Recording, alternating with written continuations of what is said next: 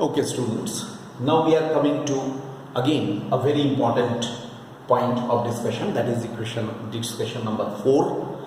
In discussion number 4, I am taking up equation number 4 of the last day in your last day's discussion. In our last day's discussion, the projectile में जो fourth वाला equation है उसको एक बार take over कीजिए. देखिए क्या है, वो है y is equal to v sine theta into t minus half g t square. ये क्या है?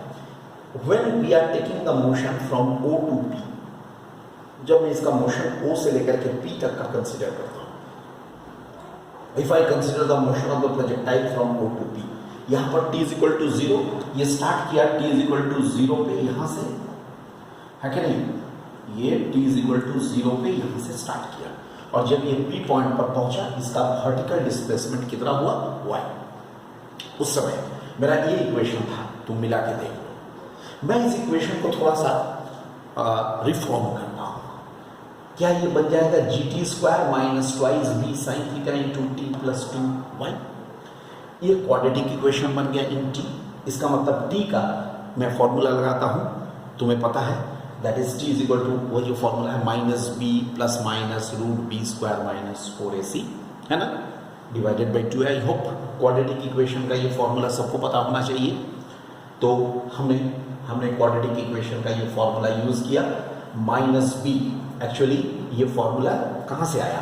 ये फॉर्मूला आ रहा है a x square plus b x plus c equal to 0, है ना. इसमें इस फॉर्मूला के अनुसार होता क्या है, ये एक्स में कोऑर्डिनेटिक इक्वेशन है तो हम लोग इसमें क्या लिखते हैं? Minus b plus minus root over b square minus 4ac by twice a. I hope all of you remember this equation. All of you must be remembering this equation. इसके बावजूद भी मैं तुम्हारे रेफरेंस के लिए minus b plus minus root b square minus 4ac divided by twice a, मैंने इस equation का रेफरेंस लिया है. देख लीजिए, अगर किसी के कोई याद नहीं कर पा रहा है, किसी के दिमाग से निकल गया है, तो मैंने इसको यहाँ लिख दिया. अब उसके साथ हम मिला लो.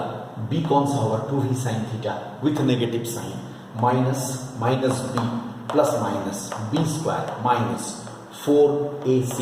यहाँ पर देखो करके मैं सिंप्लीफाई करके इसको सिंप्लीफाई करके ले गया. यहाँ पर 4 बाहर निकल जाएगा तो 2 बन जाएगा. सभी 2 कैंसिल होगा. Ultimately I am getting the value of t as this. You can check it. I hope I have already checked. I hope it is clear to all of you. Then what you are getting? We are getting here 2 values of t.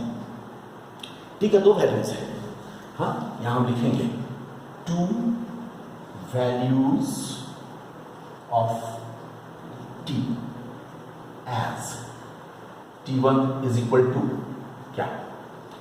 v sin theta minus root v square sine square theta minus g y divided by g and t2 is equal to v sine theta plus root v square sine square theta minus g y by ji.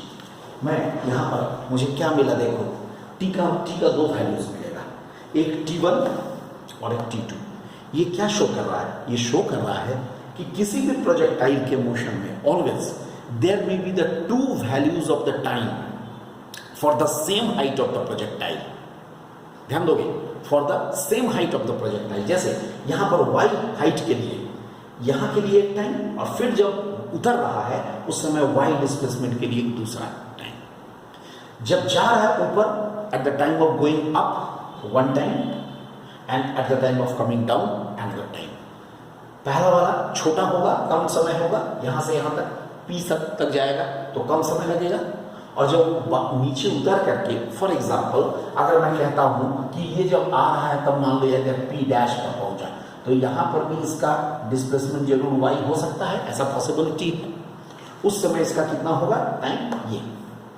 This is that means in case of any inclined projectile for the same height, that's assume for any inclined projectile for the same height there may be 2 time duration, there may be two times duration, one at the time of going up, another at the time of coming down. लेकिन एक चीज और भी मिलेगा, और क्या मिलेगा? T1 plus T2 कितने के बराबर होगा?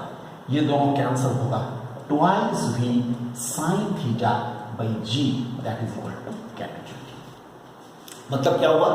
ये दोनों टाइम इंटरवल्स का जो जोड़ होगा, जो सम होगा, वो कितने के बराबर होगा?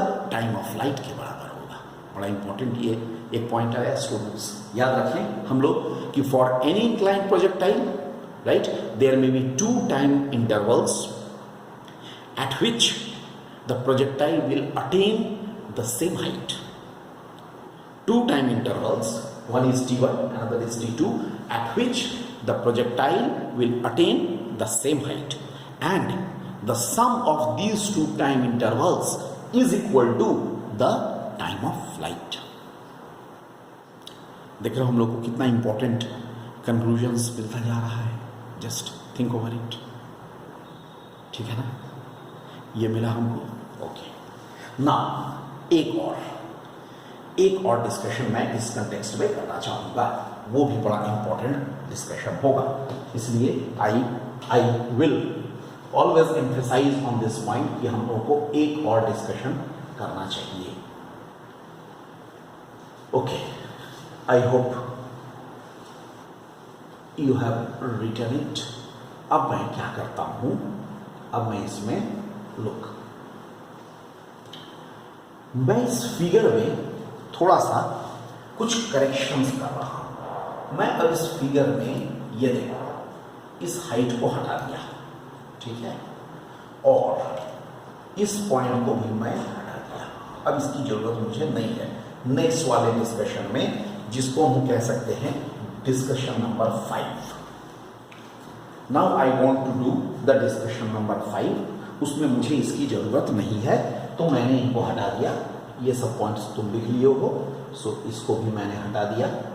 Let us remove these all points. Okay fine, देख लीजिए मैंने इनको हटा दिया। अब जरा सा देखो, ये अब फोकस करो। ये पॉइंट हम लोग सब जानते हैं, जब भी स्पीड से फेंका गया, यहां पर आकर के इसका वेलोसिटी हो गया, ऑब्वियसली चेंज करेगा, ये हो जाएगा, मान लिया जाए v1 वेक्टर, ठीक है। उस समय इस डायरेक्शन में इसका v1x और इधर हो गया v1y। Look what I have done, I have consider, मैं एक नया चीज यहां पे इंट्रोड्यूस किया। मैंने क्या किया, मैंने क्या कहा कि when it is coming to the point P, let its velocity becomes v1 vector, v1 vector ऐसा v1 वेक्टर। तो क्या होगा, v1 वेक्टर से इसको फेंका गया ऐसे, यहां पर इसका वेलोसिटी v1 वेक्टर हुआ जब यहां से आया यहां तक, लेकिन इसका v1x horizontal component, v1y vertical component. एक चीज सुनो, देखो यहां पर क्या होगा, तुम जानते हो ये कंपोनेंट कभी चेंज नहीं करेगा। इसका मतलब v1x क्या होगा, still it will remain v cos theta, because हम शुरू में बोले हैं along the horizontal direction is no acceleration, इसलिए अलोंग द हॉरिजॉन्टल डायरेक्शन कोई एक्सीलरेशन नहीं, इसलिए v cos थीटा जो का त्यों रहेगा पूरी फ्लाइट पर। लेकिन v1y चेंज करेगा, v1y ये क्या होगा, v sin theta minus gt, v sin theta minus gt। यहां तक पहुंचने में t समय लगा, तो माइनस gt अपवर्ड मोशन है कि नहीं। v is equal to u minus gt वाला फॉर्मूला लगाएंगे, इनिशियल वेलोसिटी इतना होगा। I hope all of you have understood it, इतने के बराबर होगा। तो अब मैं क्या करूंगा, अब मैं यहां पर निकालना चाहता हूं, सपोज मैं यहां पर v1 का वैल्यू निकालना चाहता हूं। What is v1? v1 का वैल्यू, यहां पर वैल्यू v1x का स्क्वायर प्लस v1y का स्क्वायर, वेरी सिंपल। ये हो जाएगा v1x का स्क्वायर प्लस v1y का स्क्वायर। वेक्टर्स में दोनों के बीच का एंगल 90 डिग्री है, तो यही होगा। पैरेललोग्राम लॉ लगा लो, तो पैरेललोग्राम लॉ लगाओगे तो क्या होगा, v1x square plus v1y square, फिर तू क्या लिखते 2v1x into v1y into cos 90, cos 90 0, कितना होगा, इसलिए वैल्यू कितने के बराबर हो जाएगा, रूट v cos थीटा का whole square plus v sin theta minus gt का होल स्क्वायर। ये भी तो मैं लिख सकता हूं, यानी ये मैं क्या लिख सकता हूं, यहाँ root v square cos square theta plus v square sine square theta, okay, plus g square t square minus twice v sine theta into gt। एक बार चेक कर लो, देखो मैंने क्या लिखा, v square cos square theta plus v square sine square theta, इसको expand कर दिया minus twice v sine theta into g T, यानी यहाँ से क्या हो जाएगा, v1 इज इक्वल टू कितना हो जाएगा, रूट, ये देखो ये दोनों मिलकर के बन जाएगा simply v square plus g square t square minus twice v sine theta into g t. देखो ये हो गया यहाँ का वेलोसिटी,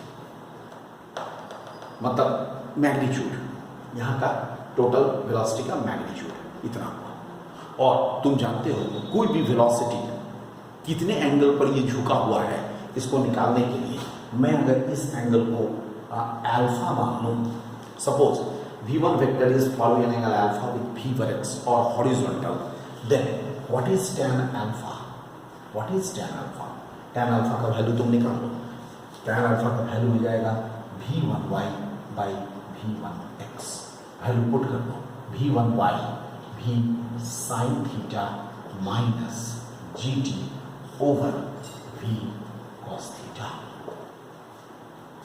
यही ना हो जाएगा, देख लो, this is alright, look at this students, I hope you can get very easily this value, alright, okay fine, ठीक है, नेक्स्ट लेक्चर पे फिर इसको कंटिन्यू करते हैं।